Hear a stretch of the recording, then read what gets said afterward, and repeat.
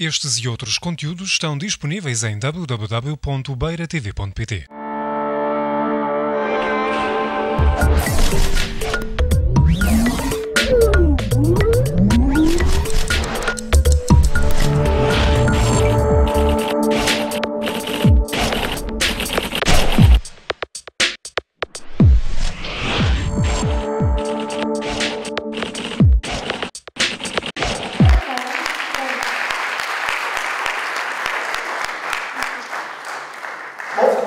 Está com o património, está quase aqui.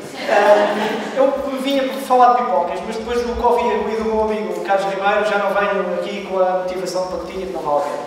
Bom, eu venho falar de uma coisa, portanto, mais interessante, também tem convosco com as pipocas comidas, que é o património rural.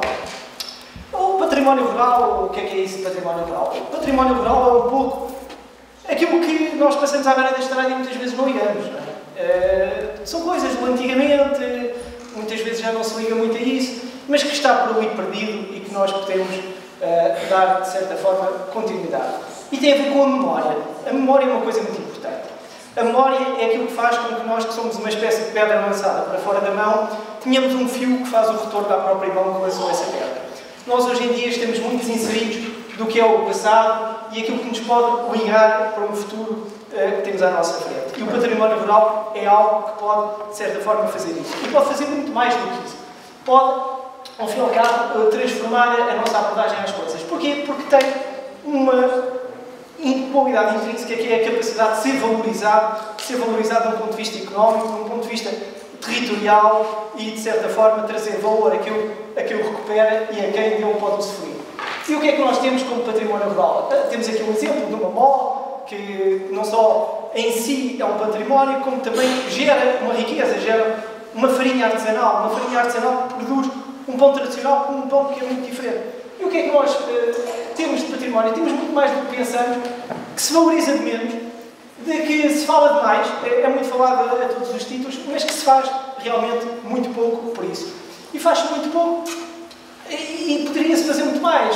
Há aquela velha frase do o que fazer, que é uma frase revolucionária, mas aqui nós precisamos mesmo realmente de uma revolução a nível dos territórios, porque temos as coisas e não as estamos a aproveitar. E isso é um erro. Era ao mesmo tempo dinheiro no bolso e fazer de conta que não o tínhamos lá. E temos que fazer isso agora, porque as coisas, ao fim de um certo tempo, caem. Se ninguém cuidasse das pirâmides, as pirâmides já tinham caído. E é algo que temos mesmo que fazer e que depois temos que dar continuidade. Porque fazer as coisas e depois não dar continuidade a elas é um péssimo serviço. E temos muito mais do que, ao fim e ao cabo, oferecer meros postais às pessoas. Temos que criar um valor e, de certa forma, articulá-lo. Ao fim e ao cabo, temos que agarrar esse desafio que é pegar naquilo que temos junto a nós e basta passar nesta região e temos realmente muito para oferecer às pessoas, queremos nós pegar nisso. Era pegar no que está abandonado, tanta coisa caída, que já não tem quase valor. Não tem valor, não. Ela tem valor. Podem já não ter preço, que é uma coisa diferente. A noção entre preço e valor é aqui fundamental fazer esse deslinde. E enquadrar o local, ou seja, não se pode querer recuperar um palheiro e querer transformá-lo num chalé ou num chateau francês. Temos que ter a noção de onde estamos e o que é que estamos a querer fazer. E ter em conta que os olhos também colhem. Temos que pensar no território de uma forma alargada, enquadrar as coisas com a sua paisagem e ver isso de uma forma integrada. De outra forma, não vamos a lado nenhum.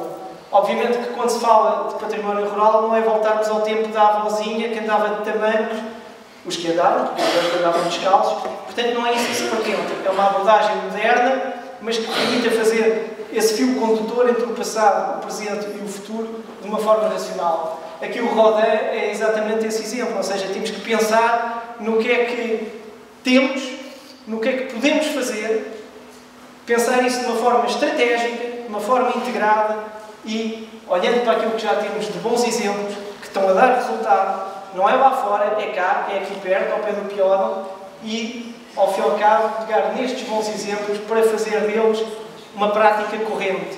Uma prática corrente que seja mais do que uma mera miragem, um mero debitar de discursos, uns tecnocratas, outros políticos, outros de ocasião, como eu, por exemplo, e que ao fim e ao cabo seja uma abordagem sistematizada e de que valorize os territórios, ou seja, uma oportunidade para transformar aquilo que sempre foi nosso, que está aqui ao nosso lado, em algo que nós temos para oferecer a todos, a nós próprios, aos que venham de fora, ao fim e ao cabo, para cumprir um pouco que Portugal vive a sua própria história. Muito obrigado.